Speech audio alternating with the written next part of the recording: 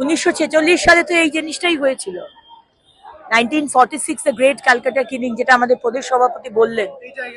এই জায়গায় যে রাস্তা দিয়ে আমরা এলাম, সেখানে ধরে ধরে হিন্দুদের গলা কাটা হয়েছিল, হিন্দু মহিলাদের ন্যাংটো করে জানলার যে শিক সেখানে ঝুলিয়ে দেওয়া হয়েছিল, মাংসের দোকানে হিন্দুদের বডি ঝুলিয়ে দেওয়া হয়েছিল।